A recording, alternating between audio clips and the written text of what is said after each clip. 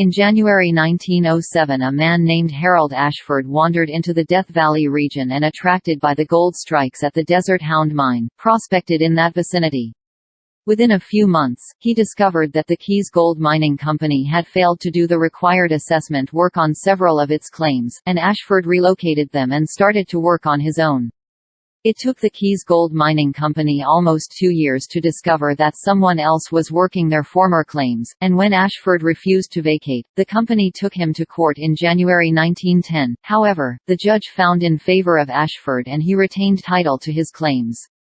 He might have been better off if he had lost. Harold Ashford and his brothers, Henry and Louis, worked the mine off and on between 1910 and 1914, without good results. In November 1914, they leased the mine to B. W. McCausland and his son, Ross. The McCauslands started to work on a large scale, and within a year had driven a tunnel 180 feet into the side of the mountain. At the height of their operation, the McCauslands employed 28 men, had invested over $125,000 in capital improvements and had completed 2,000 feet of total workings. In addition, a mill had been built on the floor of Death Valley, 5 miles and 3,500 feet below the mine, where the ore from the mine was trucked for preliminary treating. The mill included a jaw crusher, a 10-foot lane mill, a Wilfley table, and a Deister slime table. The McCauslands were described by the Inyo Register as being wealthy residents of Los Angeles, and in late August they announced that their 40-ton capacity mill was in operation, and they had plans to increase its capacity to 150 tons. However, despite taking out an estimated $100,000 worth of ore, the McCauslands soon discovered that the ores from the mine were not rich enough to justify their capital expenditures, and they ceased operations in September 1915. In order to cut their losses, the McCauslands didn't pay the Ashfords for the year's lease on the mine. Though the Ashfords took them to court, they never received payment. The mine and mill then sat idle for more than a decade until 1926, when 4 men were working the mine, but it soon closed down again. The mine was leased again by the Ashfords in 1935 to Golden Treasure Mines, Inc. The new company reopened the mine, but minding the old mill inadequate to treat its ores, shipped their rock out to Shoshone where it was loaded upon the Tonopah. Following the departure of their lessees, the Ashfords again began working the mine and in August 1938 made a 38-ton shipment. By this time the mine was described as comprising 26 claims and had a 320-foot shaft with a crosscut, a 215-foot tunnel, and a 200-foot drift.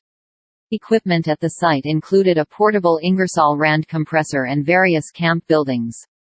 3 men were working, probably the 3 Ashford brothers. After working the mine themselves for a short period, the Ashfords leased it again.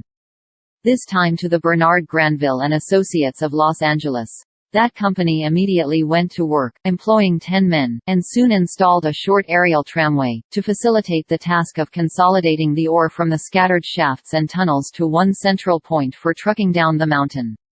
Operations continued until sometime in 1941 when the new lessees gave up.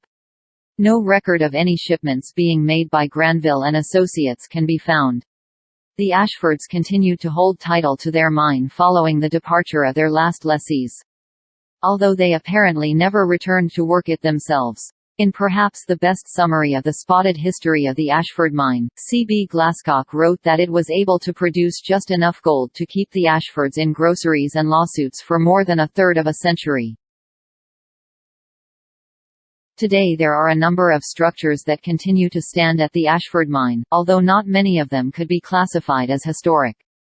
The main mine site itself is situated high on the west side of the Black Mountains, overlooking Death Valley, and the old road to the site has been washed out for many years. Access is only possible via an arduous hike about 1 mile from the end of the road up to the mine site. Structures at the main complex consist of a collapsed shack, an outhouse, a large office and cookhouse building, 2 wooden bunkhouses, a tin shed, a head frame and ore bin, and the tramway towers and terminal. All of these structures date from the 1930 to 1940 period of mining.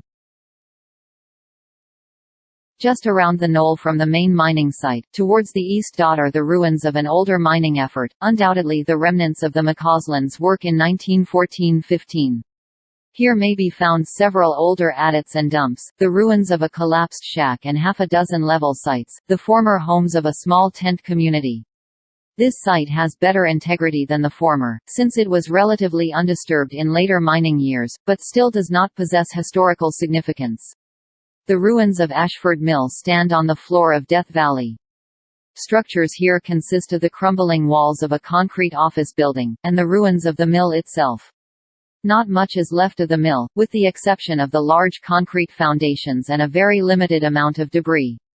The ruins of the mill foundation and the office building are rather interesting, and according to local legend, are due to the fact that a double load of cement was shipped to the McCauslands when construction was in progress. Rather than send it back, which would have entailed further transportation expenses. The extra cement was used in the construction of the mill and office building, which largely accounts for their still standing today. Ashford Mills is located about 29 miles west of Shoshone, California on CA 178. From the mill to the mine, visitors will travel east on Ashford Canyon Road for 3 miles and then hike about 1.25 miles up Ashford Canyon to the mine site. Following the remnants of the old road up the canyon will make for an easier hike.